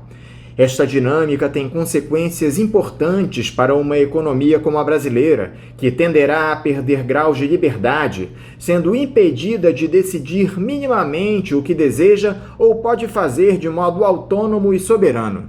Do ponto de vista tecnológico, está em curso uma nova revolução, a da convergência nanotecnológica. A ciência moderna de ponta conseguiu desmembrar a matéria nas suas ínfimas unidades, a matéria física no átomo, a matéria biológica no gene. As combinações que advirão dessa fronteira tecnológica mudarão completamente a posição dos diversos países na nova divisão internacional do trabalho. Esse tipo de desenvolvimento requer investimento muito pesado em ciência, tecnologia, inovação e educação. Recursos que estarão disponíveis para poucos países de forma ampla. Quanto mais essas tecnologias estiverem concentradas em poucas nações ou empresas, tanto maior será a assimetria de poder e de acesso a recursos entre elas. Com isso, certamente aumentará a heterogeneidade estrutural dentro do sistema interestatal capitalista.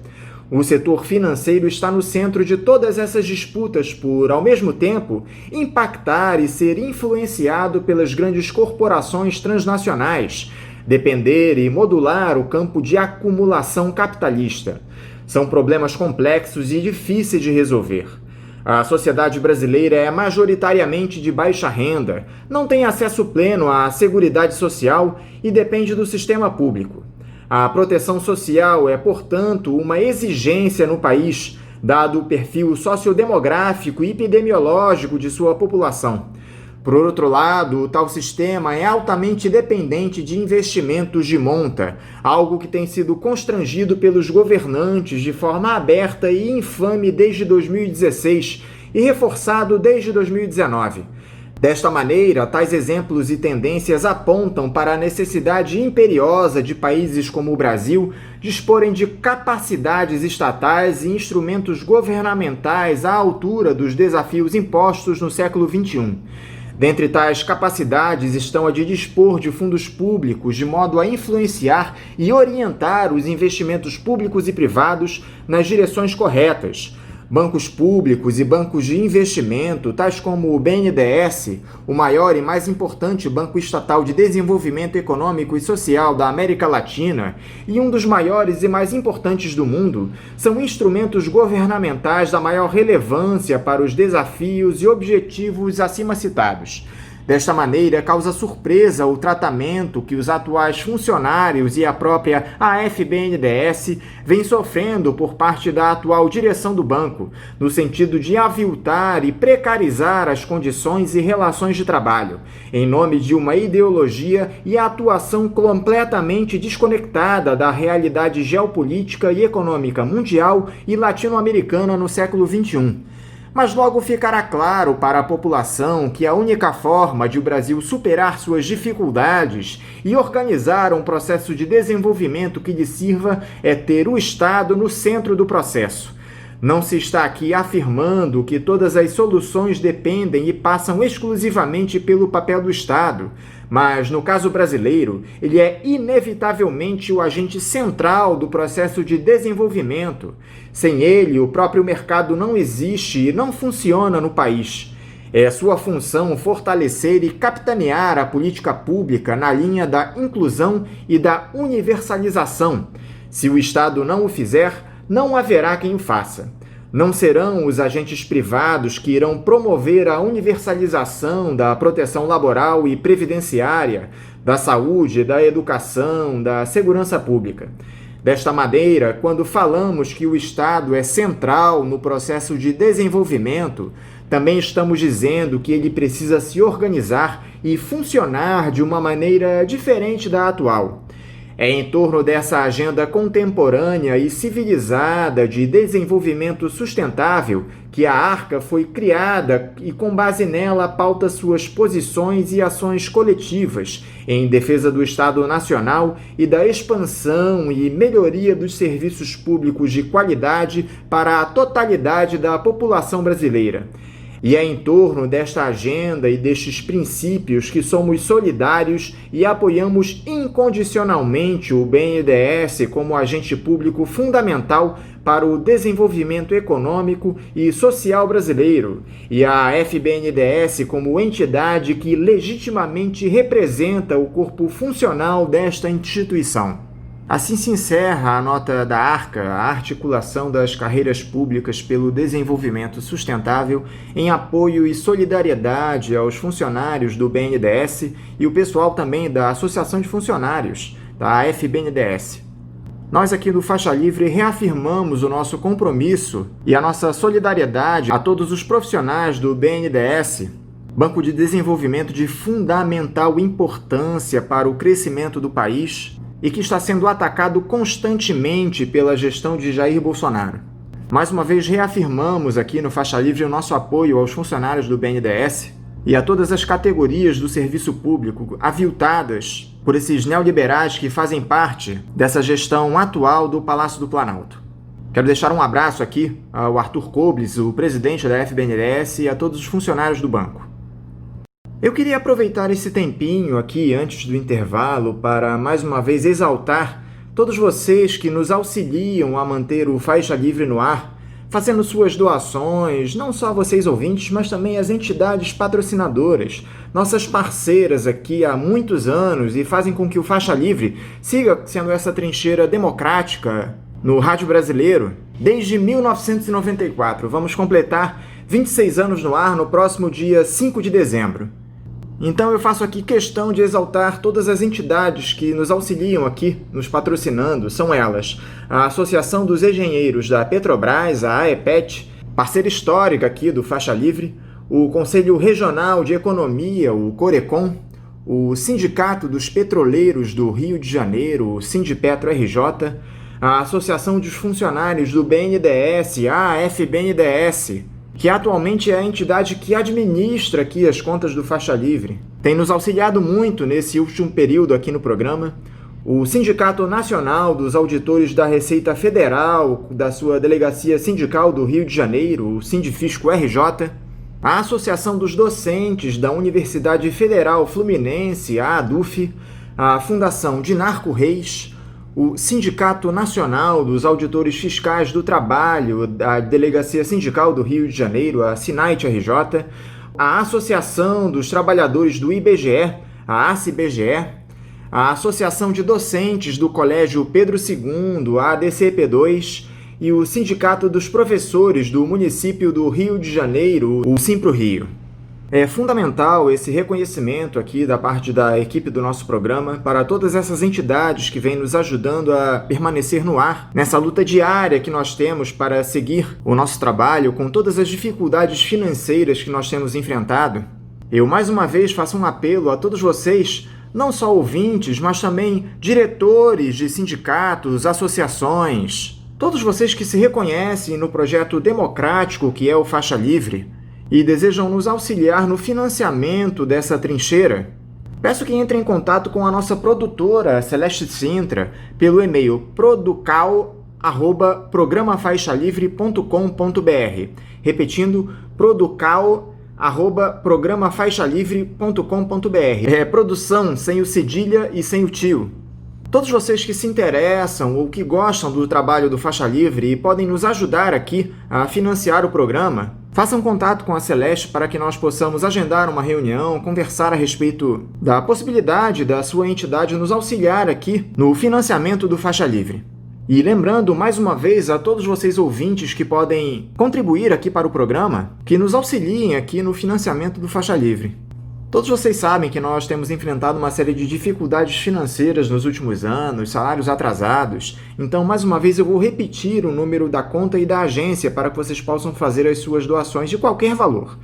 A agência do Banco Itaú, número 1964, conta corrente 03004, dígito 1.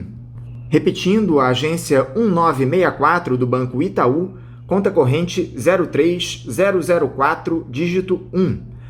O CNPJ da Associação de Funcionários do BNDES, que é a entidade que administra essa conta, é o 33984-550-0001-41. Doações de qualquer valor são muito bem-vindas para nós aqui no programa, neste momento de muita dificuldade que nós temos atravessado. Eu mais uma vez agradeço a todos vocês que nos dão audiência, que nos auxiliam e que mantêm a chama do Faixa Livre acesa durante esses quase 26 anos do ar. Vamos agora a um novo intervalo. Voltaremos daqui a pouquinho. Voltamos a apresentar Faixa Livre. Estamos de volta, ouvintes, e agora eu saúdo a compositora Manuela Oiticica, a Manu da Cuíca. Manuela Oiticica, bom dia. Bom dia, Anderson. Bom dia, ouvinte do Faixa Livre. Sempre um prazer estar aqui com vocês, falando sobre cidade, cultura e carnaval.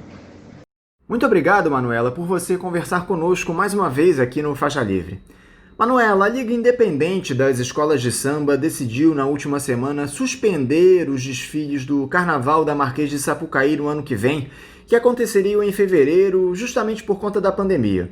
A expectativa é que as agremiações realizem os desfiles no meio do ano, caso haja uma mudança neste cenário de isolamento social provocado pela Covid-19.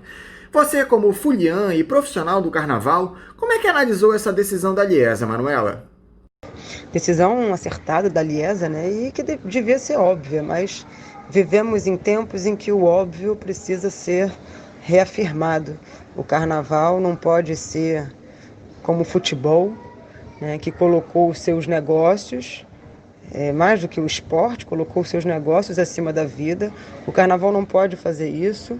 O carnaval do Rio de Janeiro se mostra, durante essa pandemia, né, com muitas ações de solidariedade, né, teve fabricação de máscaras, doação, rede de solidariedade, de doação de cestas básicas, para enfrentar toda essa pandemia econômica também, né, decorrente de tudo que a gente está vivendo. E tem que ser assim, né, a cultura, a festa e o próprio retorno econômico que o carnaval dá para a cidade, ele não pode de forma nenhuma estar acima da vida. Vivemos na maior pandemia dos últimos 100 anos e não podemos tratar isso como uma coisa menor. A vida tem que estar acima de tudo. Como todos nós sabemos, Manuela, o Carnaval do Rio de Janeiro não é apenas uma celebração. Ele emprega muita gente.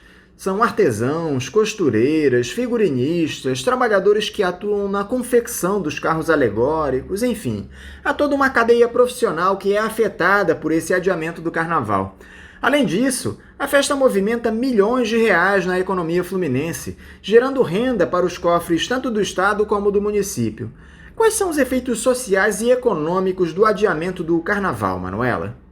Segundo um estudo da FGV, da Fundação Getúlio Vargas, de 2018, o Carnaval gera mais de 70 mil empregos, tem 1 milhão de turistas circulando, injeta 3 bilhões a mais na economia da cidade e ele custa, né, metade.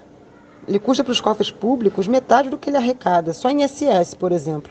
Carnaval de rua e o Carnaval da Sapucaí, ele custa 30 milhões e ele arrecada 77 milhões só em ISS, além de toda essa movimentação da economia. Então, além, né, de ser visto como um grande patrimônio cultural do nosso povo, e é assim que ele tem que ser visto primeiramente, ele também é um elemento que ajuda nas contas da cidade, né?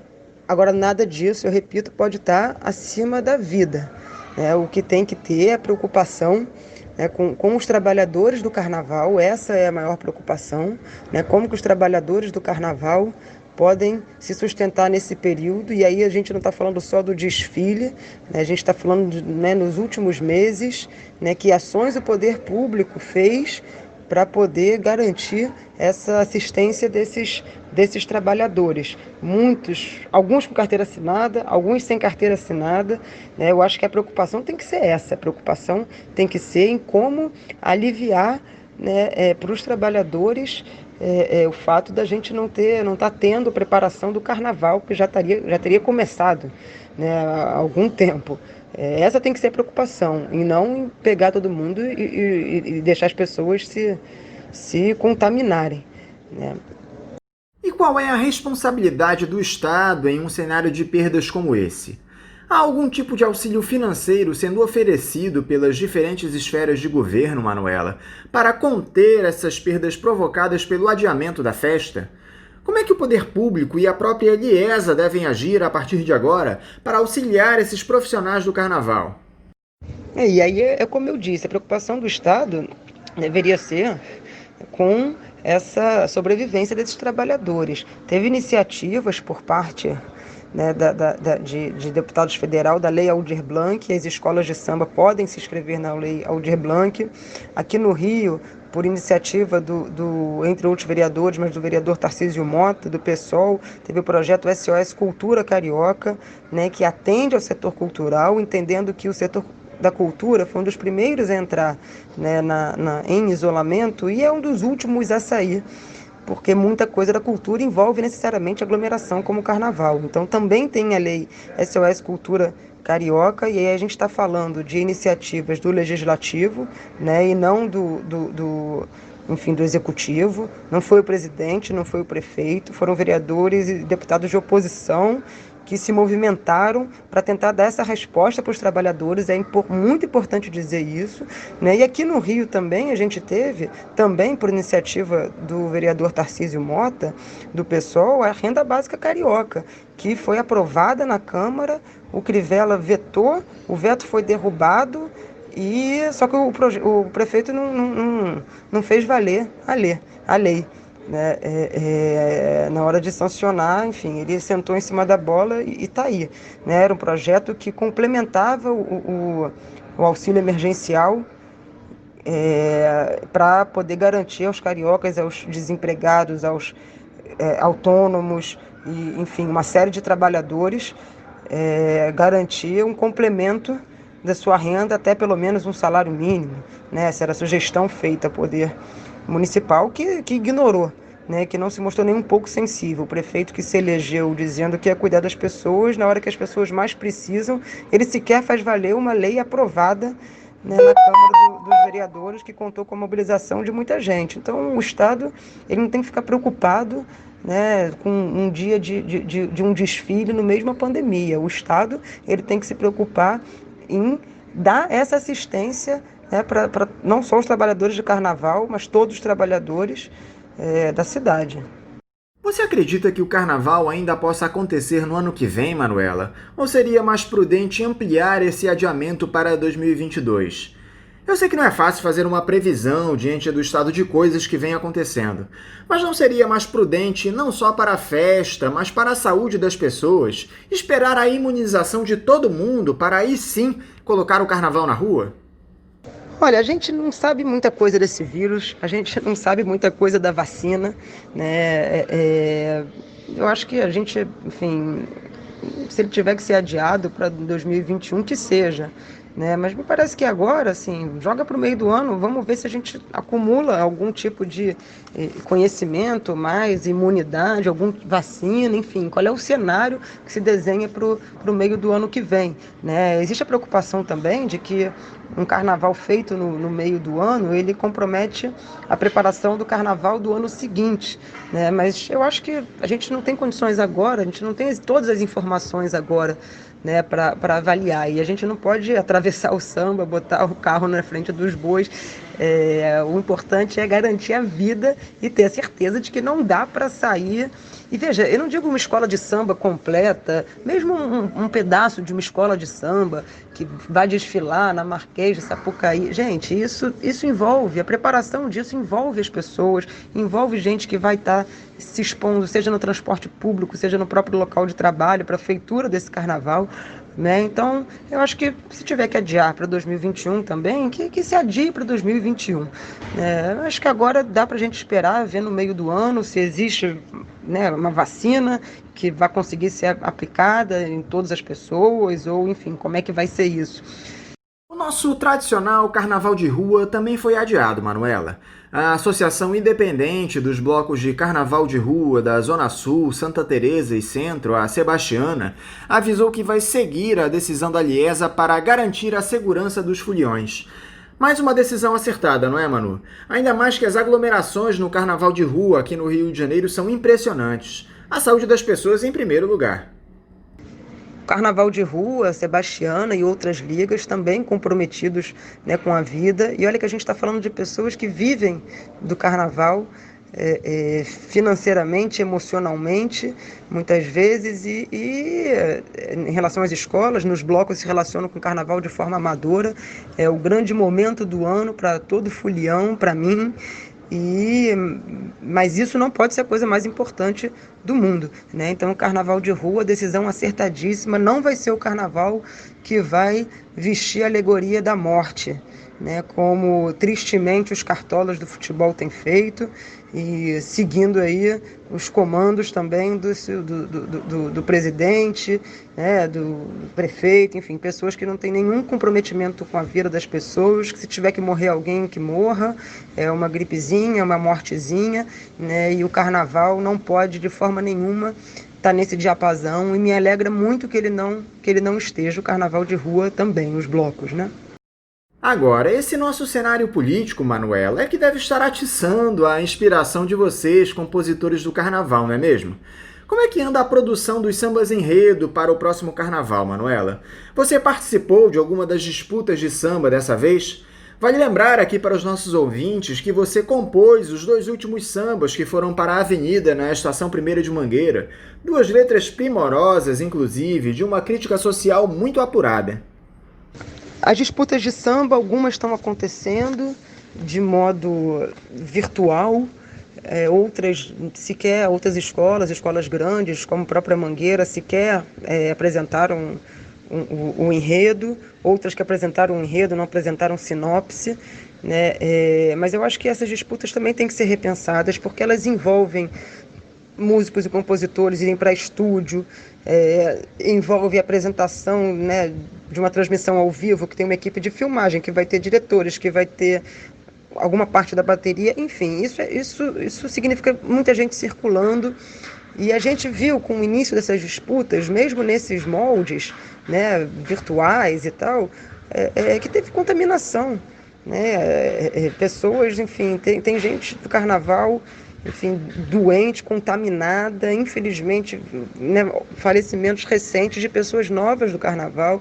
Então, mesmo esse cenário de disputas, feito com todo cuidado, a gente sabe que acaba juntando gente e não tem por que fazer isso, não tem necessidade de ser feito isso, né?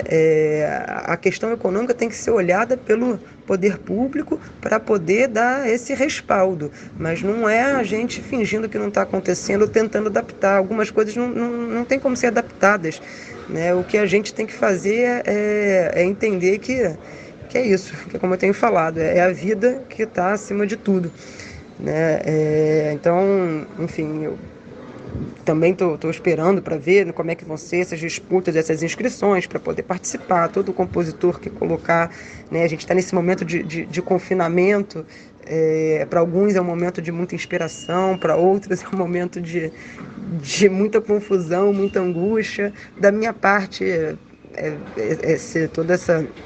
esse período de quarentena, e eu tenho procurado me manter em quarentena, enfim, saindo naquilo que for essencial, sempre de máscara, com cuidado, mas para mim significou um aumento de trabalho muito grande, né? Em casa, com filha pequena e trabalho e tal, eu tive muito pouco tempo para poder fazer criações. Mas, assim, a gente quer fazer, tudo que a gente quer é que alguém fale, tá liberado, vamos que vamos. Mas esse vírus não vai acabar simplesmente pelo nosso desejo, né? Negar o vírus não é combatê-lo, pelo contrário, é adiar esse combate, né? Quem sabe se a gente tivesse tido políticas públicas de fato organizadas, assertivas, desde o início dessa pandemia, e o Brasil teve tempo para isso, porque aqui chegou quando a gente já tinha visto todo o cenário, né, na China, na Europa, enfim, e a opção política foi de largar as pessoas, né? Houve uma adesão muito forte ao isolamento por parte de muita gente, porque eu acho que, né, a gente quer tirar toda a solidariedade que existe no Brasil, mas ainda existe, tem muita gente preocupada com a sociedade, muita gente fez um esforço absurdo, econômico, afetivo, de ficar em casa, né, entendendo que era isso que precisava ser feito em nome de uma sociedade. Então, enfim, vamos tentar seguir com essas premissas, né, entendendo que se a gente tivesse tido essas orientações, se a gente tivesse um governo de verdade que se preocupasse com a sociedade, talvez a gente já tivesse numa situação muito melhor em relação ao vírus, à contaminação, do que a gente está. Mas é isso, temos aí, enfim, no meio dessa confusão toda, também estamos entrando num período eleitoral. Todas as cidades do país vão ter o seu futuro definido dos próximos 4 anos daqui a pouco, em novembro, e eu acho que é hora da gente repensar se é isso que a gente quer, se é colocar no poder inimigos da cultura, inimigos do povo, inimigos da vida, né? O ponto que nós chegamos é esse, temos inimigos da vida aí dando as cartas em muitas cidades, inimigos da vida loteando câmaras de vereadores, legislando em causa própria, no toma lá da cá, para beneficiar os de sempre, temos aí um momento imenso, né, de poder, enfim, repensar se é isso que a gente quer ou se a gente quer ter escolhas diferentes. E eu acho que tem pessoas aí que podem representar essas escolhas diferentes de transformação para uma sociedade melhor e para uma cultura também mais democrática e mais espalhada por toda essa cidade. Manuela Oiticica, muito obrigado por mais uma vez você dialogar conosco aqui no Faixa Livre. Eu desejo a você um ótimo dia e mando aqui o meu abraço. Obrigada, Anderson. Obrigada a toda a equipe do Faixa Livre. Esse espaço imprescindível de debates de ideias, essa trincheira da comunicação. Um abraço forte em todos e muito obrigada. Conversamos aqui com a compositora Manuela Oiticica, a Manu da Cuíca. Vamos agora encerrando a edição do Faixa Livre, convidando todos vocês a amanhã, a partir das 8 da manhã, estarem novamente conosco aqui na Rádio Bandeirantes 1360 AM para mais uma edição do programa. Um abraço a todos vocês e até lá!